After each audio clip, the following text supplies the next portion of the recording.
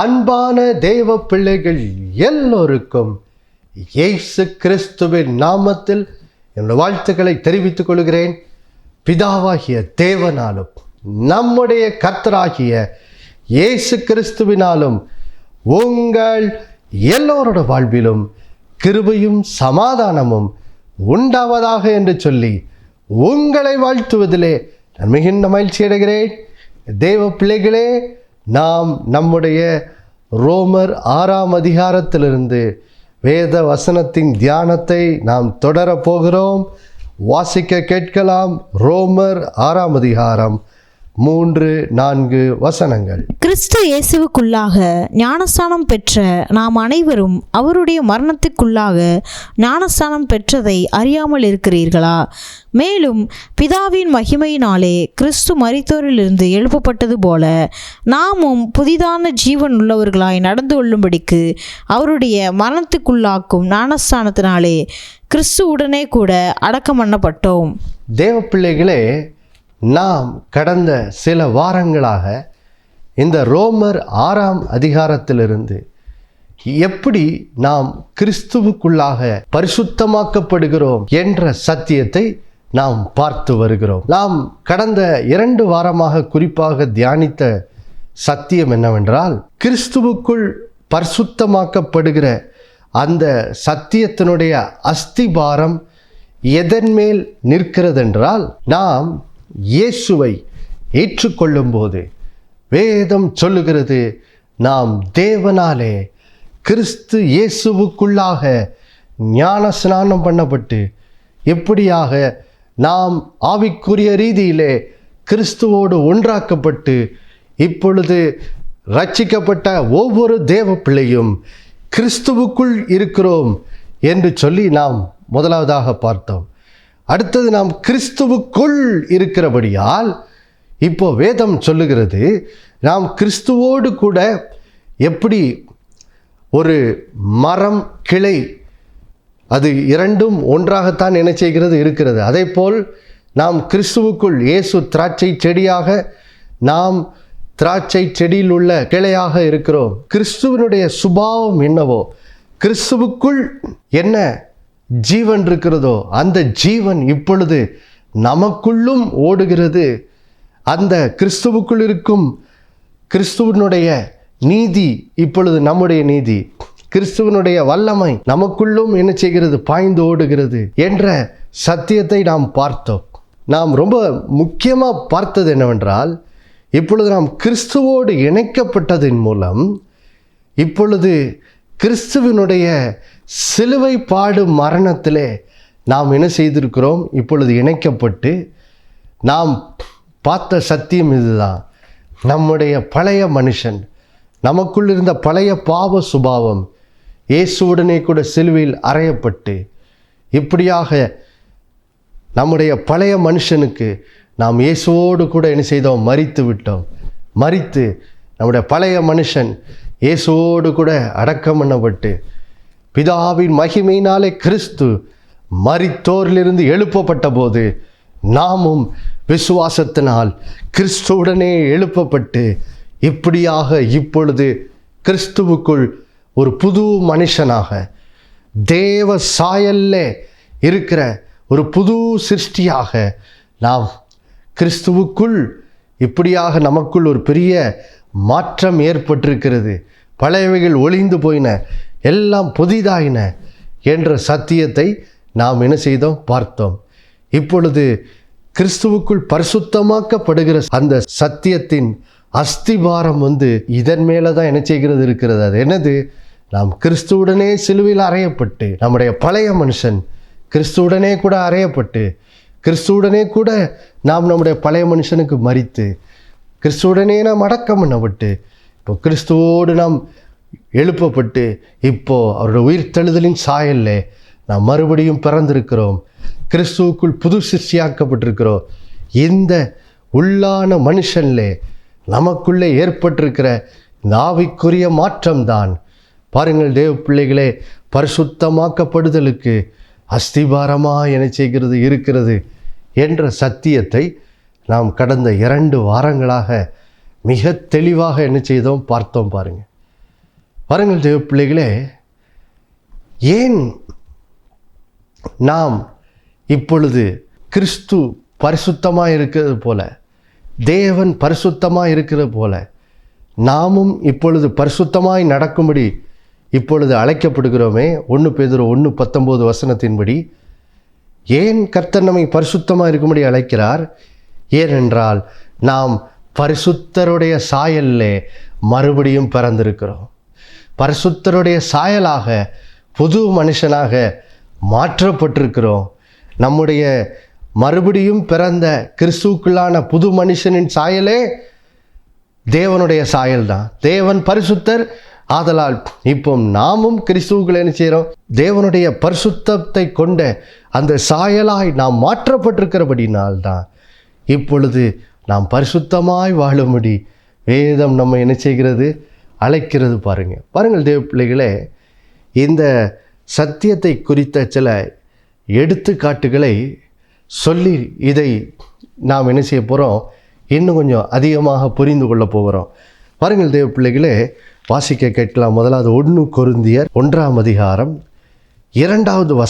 செல்வோம். பாருங்க. கொரிந்துவிலே கிறிஸ்து இயேசுவுக்குள் பரிசுத்தமாக்கப்பட்டவர்களாயும் பரிசுத்தவான்கள் ஆகும்படி அழைக்கப்பட்டவர்களுமாய் இருக்கிற தேவனுடைய சபைக்கும் எங்களுக்கும் தங்களுக்கும் ஆண்டவராய் இருக்கிற நம்முடைய கர்த்தராகிய இயேசு கிறிஸ்துவின் நாமத்தை எங்கும் தொழுது கொள்ளுகிற அனைவருக்கும் எழுதுகிறதாவது, அப்போஸ்தலனாகிய பவுல் அவர் ஊழியம் செய்த அந்த கொரிந்து பட்டணத்திலே உள்ள திருச்சபைக்கு ஒரு கடிதத்தை என்ன செய்கிறார்? எழுதுகிறார். ஏனென்றால் அந்த கொரிந்து சபையிலே பல பிரச்சனைகள், குறிப்பாக பல பாவ பிரச்சனைகள் என்ன செய்யப்படுது? காணப்படுது. அவர்களை அந்த பாவத்திலிருந்து மனம் திரும்ப செய்து அவர்களை பரிசுத்த பாதையிலே நடத்தும்படி இந்த கடிதத்தை என்ன செய்கிறார்? அப்போஸ்தலனாகிய பவுல் கொரிந்து பட்டணத்தில் உள்ள அந்த திருச்சபையாருக்கு எழுதுகிறார். அந்த கடிதத்தை எழுத ஆரம்பிக்கும் போது அங்கே கொரிந்து பட்டணத்தில் உள்ள அந்த திருச்சபையை எப்படி பாருங்க பவுல் பரிசுத்த ஆவியினால் அழைக்கிறார். பாருங்க, ரொம்ப ரொம்ப முக்கியம். பாருங்க, கொரிந்துவிலே கிறிஸ்து இயேசுவுக்குள் பரிசுத்தமாக்கப்பட்டவர்களாகவும் பரிசுத்தவான்களாகும்படி அழைக்கப்பட்டவர்களுமாய் இருக்கிற தேவனுடைய சபை என்று அழைக்கிறார். பாருங்க, இந்த கொரிந்து பட்டணம் என்பது பாருங்க இன்றைய நாட்களில் கிரீஸ் அப்படின்னு சொல்லி ஒரு நாடு ஐரோப்பாவில் இருக்குது. அந்த ஐரோப்பா நாட்டில் உள்ள ஒரு பட்டணம், 2000 வருஷத்துக்கு முன்னாடி இருந்த ஒரு பட்டணம் தான் இந்த கொரிந்து பட்டணம். பாருங்கள், ரோமர்கள் ஆண்ட அவர்களுடைய காலத்தில் ரோமர் ராஜ்யத்தில் இந்த பட்டணம் ஒரு முக்கியமான பட்டணமாக பவுலின் நாட்களில் 2000 வருஷத்துக்கு முன்னாடி இருந்துச்சு. அந்த பட்டணத்துக்கு போய் பவுல் ஊழியம் செய்து அநேகர் பாவத்திலேருந்து மனம் திரும்பி ரட்சிக்கப்பட்டிருக்காங்க. ரட்சிக்கப்பட்ட பிறகும் அந்த சபையில் சில பிரச்சனைகள்லாம் இருக்குது. அப்போது அந்த பிரச்சனைகள்லேருந்து எப்படி வெளியே வர்றது, அந்த பிரச்சனைகளுக்கு தீர்வு என்ன, எப்படி சில பாவ அடிமைத்தனங்கள்லாம் அந்த சபையில் இருந்தது, அப்போ எப்படி பரிசுத்தமாகிறது, அது குறித்த காரியங்களை பவுல் இந்த கடிதத்தில் அந்த திருச்சபைக்கு எழுதுகிறார். எழுதும்போது தான் பாருங்கள், கடிதத்தை ஆரம்பிக்கும் போது இந்த திருச்சபையில் நிறைய பிரச்சனைகள் இருக்குது. ஆனால் பவுல் பரிசுத்த ஆவியினால் அந்த திருச்சபை தேவனுக்கு முன்பாக எப்படி இருக்குது அப்படின்னு சொல்லி எழுதும்போது சொல்கிறாரு, அந்த கொரிந்து சபை கிறிஸ்து இயேசுவுக்குள் பரிசுத்தமாக்கப்பட்டவர்களாக என்ன செய்கிறாங்க? இருக்கிறாங்க. கிறிஸ்து இயேசுவுக்குள் பரிசுத்தமாக்கப்பட்டவர்களாக இருக்கிறாங்கன்னு சொல்லி எழுதுகிறார். பாருங்கள் தேவ பிள்ளைகளே, இதுதான் பாருங்கள் பரிசுத்தமாகுதலினுடைய அஸ்திபாரமாக என்ன செய்து இருக்குது. இந்த சபையில் நிறையா பரிசுத்த குலைச்சல் இருக்குது, நிறையா பாவ பிரச்சனைகளாக இருக்குது. அப்போது அதுலேருந்து அவங்கள மனம் திரும்ப செய்து இந்த சபை பரிசுத்தமாக வேண்டியதாக இருக்குது.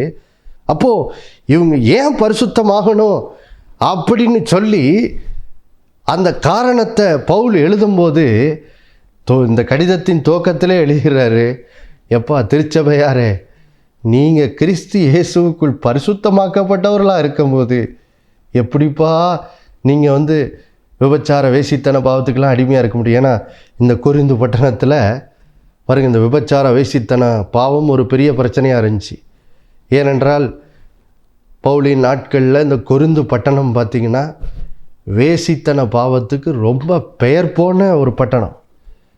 பார்த்திங்கன்னா இந்த பட்டணமே களியாட்டுகளும் குடிக்கிறதும் வெறிக்கிறதும் வேசித்தனம் பண்ணுறதும் இப்படிப்பட்ட ஒரு கலாச்சாரம் உள்ள ஒரு பட்டணமாக பவுலின் நாட்கள் இருந்தது. அப்படிப்பட்ட மோசமான பாவத்தில் அடிமைப்பட்டிருந்த மக்களுக்கு தான் சுவிசேஷத்தை அறிவிக்கும் போது ஒரு கூட்டத்தார் ரட்சிக்கப்பட்டிருக்காங்க. ரட்சிக்கப்பட்ட பிறகும் அந்த திருச்சபையாருக்கு இந்த பழைய பாவத்தினால் வருகிற அந்த சோதனைகள் இந்த திருச்சபையாரை என்ன செய்து பாதித்து கொண்டே இருக்குது.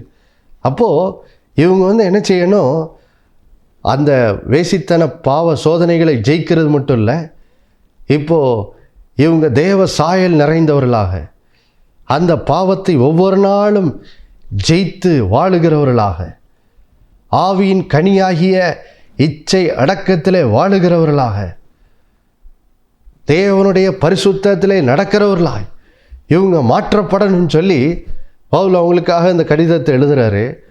எழுதும்போது சொல்கிறார், ஏன் தெரியுமா நீங்கள் பரிசுத்தமாகணும்? சபையாரே, இப்போது ரட்சிக்கப்பட்டதன் மூலம் கிறிஸ்து இயேசுவுக்குள் இருக்கிறீங்கப்பா. கிறிஸ்து இயேசுவுக்குள் உங்கள் பழைய மனுஷனுக்கு நீங்கள் மரித்து விட்டீங்க. கிறிஸ்து இயேசுவுக்குள் புது மனுஷனாக மாறிட்டீங்க. அந்த புது மனுஷனாக நீங்கள் இருக்கிற நீங்கள் கிறிஸ்துவுக்குள் இப்போது தேவ சாயலில் இருக்கிறதுனால நீங்கள் பரிசுத்தமாக்கப்பட்டவர்களாக இருக்கிறீங்க.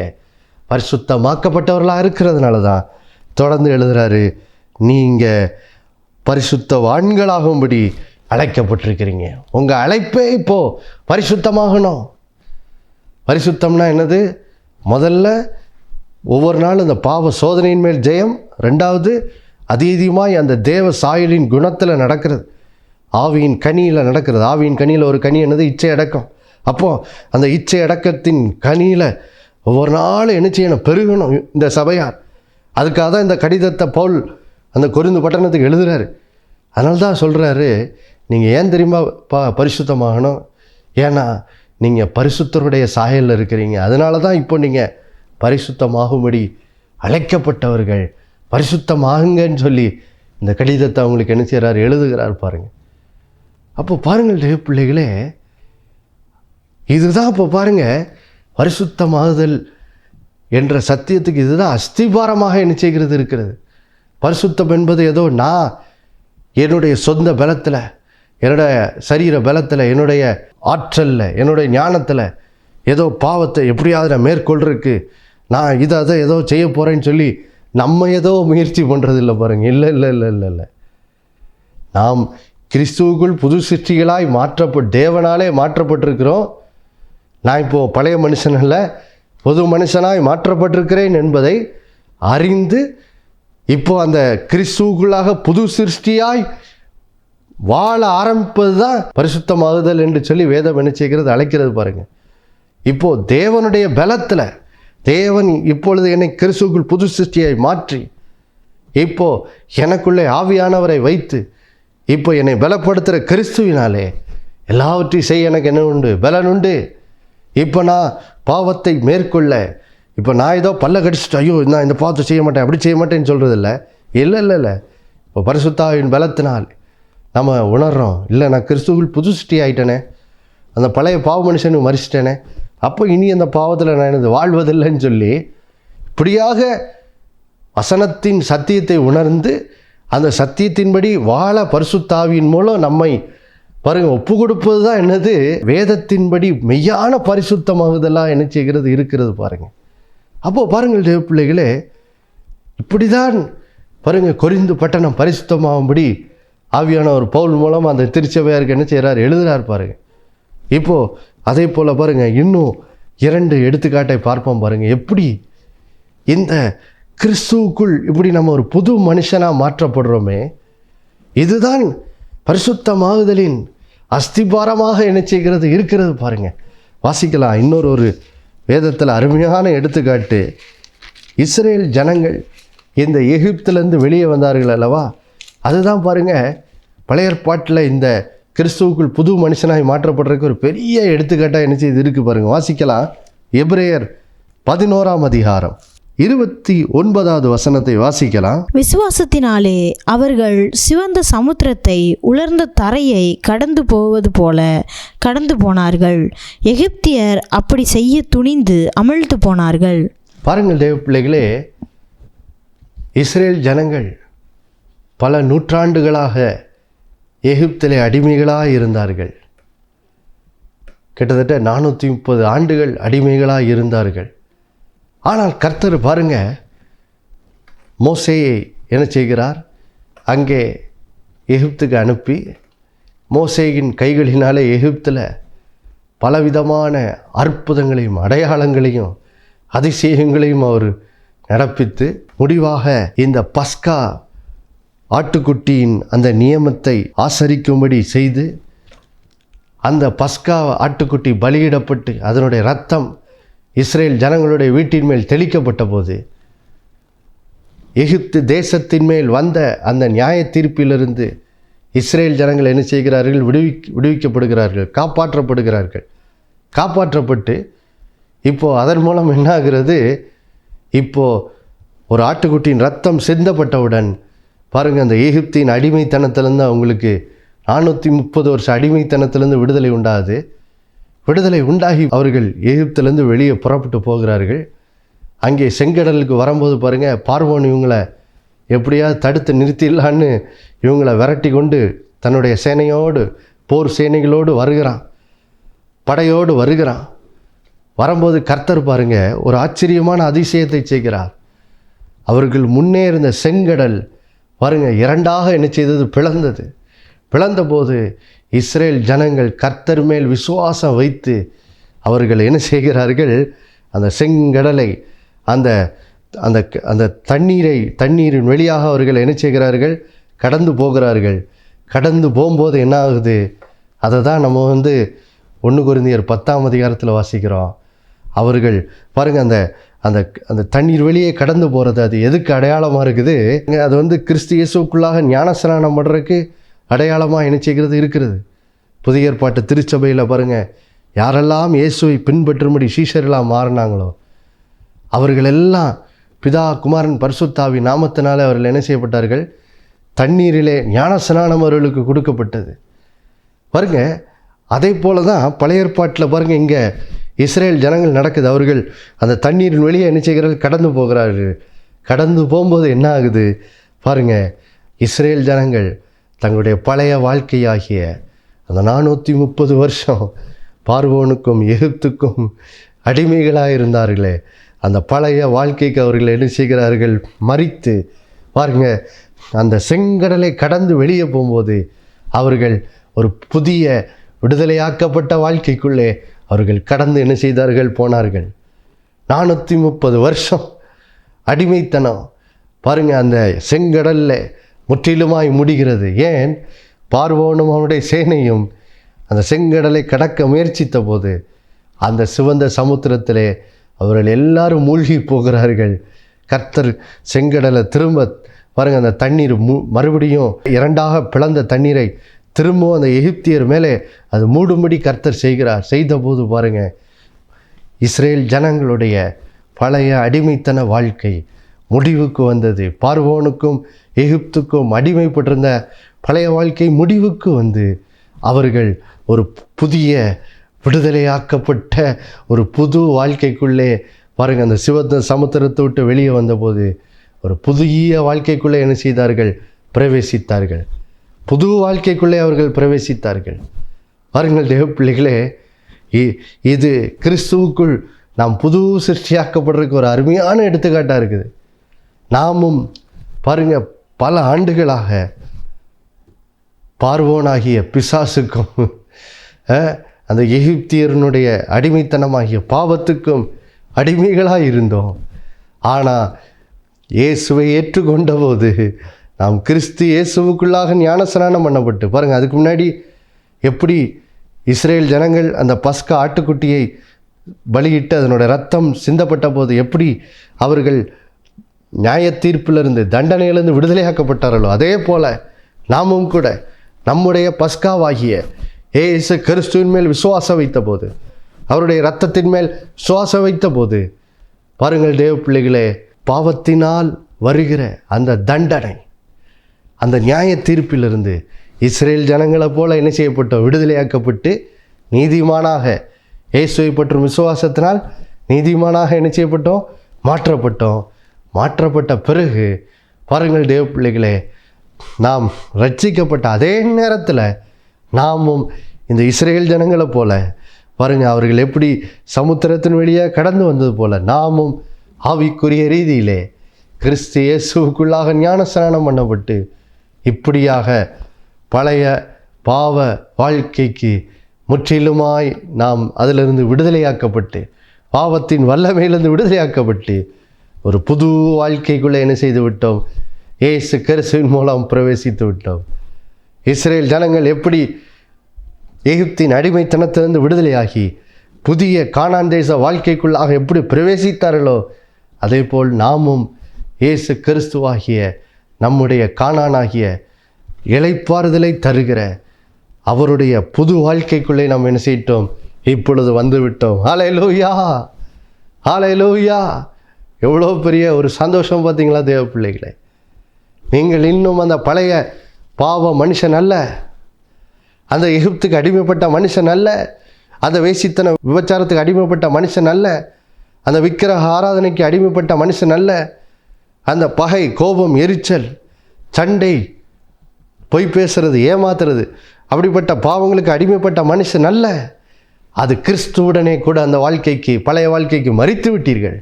நீங்கள் புது மனிதர்களாய் மாற்றப்பட்டு விட்டீர்கள். ஹல்லேலூயா, ஹல்லேலூயா. எவ்வளோ பெரிய சந்தோஷம் பார்த்தீங்களா தேவ பிள்ளைகளே, எவ்வளோ பெரிய சந்தோஷம். நீங்கள் கிறிஸ்துவுக்குள் இப்பொழுது புது சிருஷ்டிகள். ஆமென், ஹல்லேலூயா.